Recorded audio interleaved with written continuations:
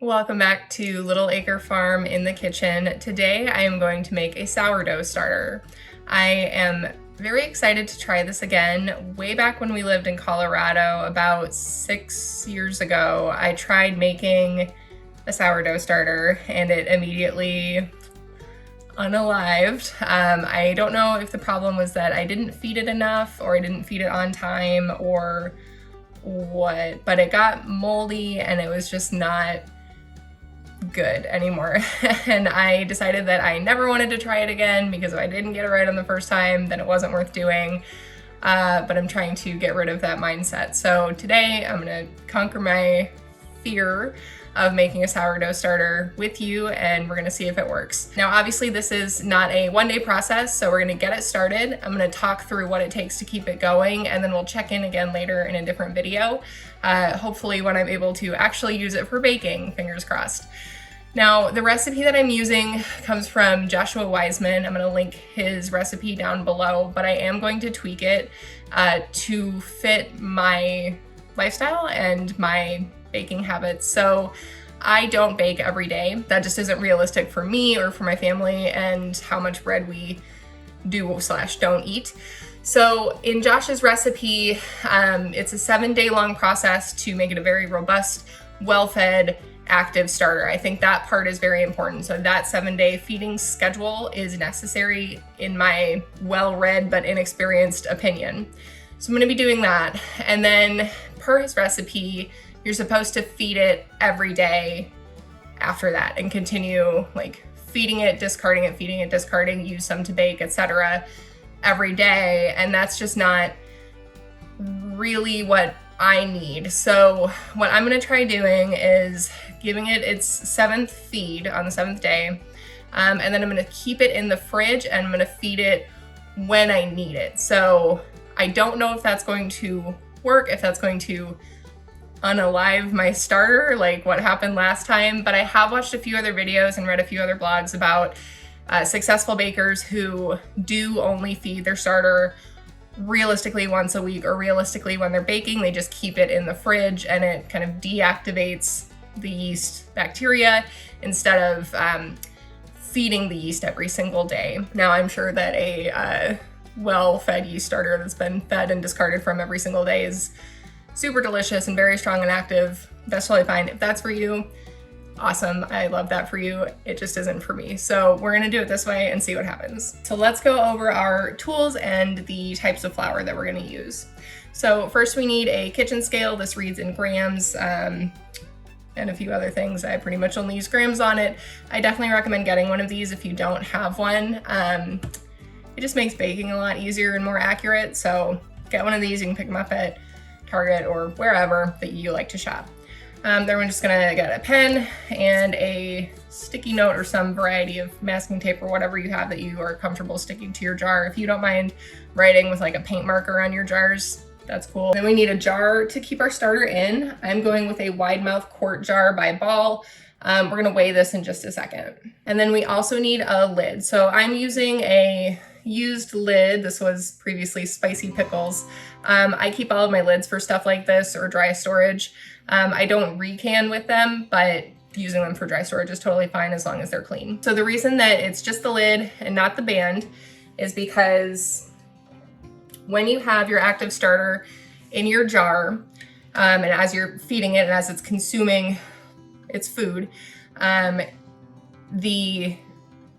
the yeast bacteria are gonna feed on the sugars in the flour that you're giving it, and then it's going to create gas. So if we had the band on here, like really tight, this would basically become a explosive device in your kitchen, and it could break your jar, you could get hurt, etc. Your starter obviously wouldn't be usable if it's covered in broken glass. So we're just gonna use the lid as it is here, just kind of sitting on top, not tight at all. When you're making other fermented goods, things like kimchi, you would do something similar where you could have the band on there if you wanted to, but you would burp it. You would burp the jar. So every day or so you would like pick the lid up and let all that extra gas out. We don't need to do that. We're just gonna let the lid sit on top. We have water. We're gonna need 150 grams of that, which is a little weird to measure water in grams, but it's neither here nor there.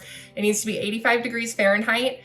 I might be talking too long and have to get different water. We'll find out. We'll check it shortly. And then we've got dark rye flour, and we have unbleached all-purpose flour. So I went with Bob's Red Mill. If that's not available to you, that's fine. Just use whatever is available to you as long as it's a mix of flours. You don't need to do just AP flour or just wheat or just whatever. A mix is better and it's gonna give you a better flavor. Phil really likes rye bread. I have no strong opinions about rye bread, so we're gonna see what this tastes like. But if you have whole wheat or einkorn or whatever, feel free to use that too. You don't need to go buy like the fanciest organic flour you can find to make a sourdough. All right, so let's get started. So step one is to weigh our jar without the lid on it. And this is because as the feeding schedule goes on, we need to know how much starter we have in the jar by weight, so we take out the right amount to discard and then put the right amount of new flour and new water back in on the future days. So I'm gonna turn on our scale and put it on the right thing. All right, our jar weighs, not a convenient number, it weighs 424 grams. All right, and we're just gonna set that aside, and then we're gonna tare it out. We're zeroed out. So then we need 100 grams of the stone ground rye, and on the first day, that's all we're gonna start with. We're not gonna put in any of the all-purpose flour or anything else, just the rye and the water.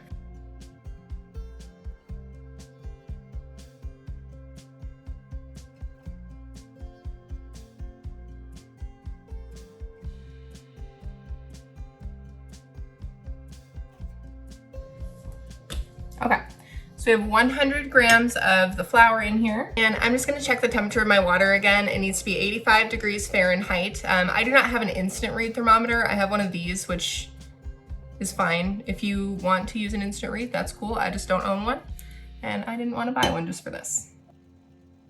Okay, so our water is a little hot, so I'm gonna get different water.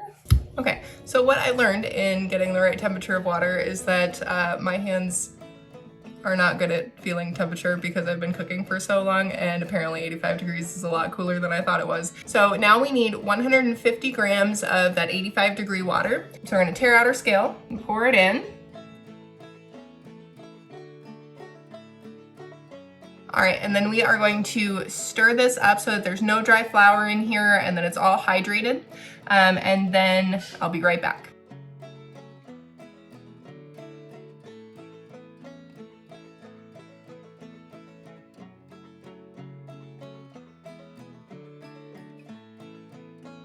Things to note here, make sure you're scraping down the sides so that you're actually getting everything incorporated, and really scrape the bottom. I usually do not care about using metal tools in my glass jars. Some folks recommend not doing that because it can cause micro scratches or it can crack your glass. I don't really believe that, so I do use metal regularly, but because this needs to be so well incorporated, I did go with a rubber spatula. If you have one that's smaller than this, definitely use that instead.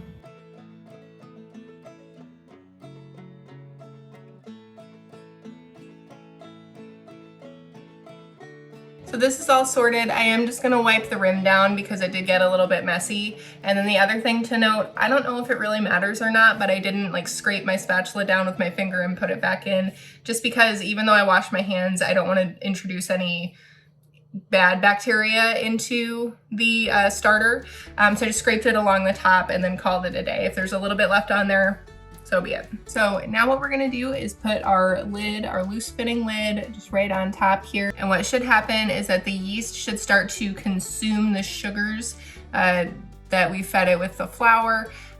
They will create a gas, they will grow, they will become stronger, etc. And then tomorrow, around this time, I'm going to feed it again. I will start the process by discarding down to a weight specified in the recipe, which I will link again below, so you can reference Josh Weissman's recipe if you would like to follow along as well. And then after we feed it, we'll stir it all up, and we're gonna repeat that process with specific amounts on the given days for the next 7 days.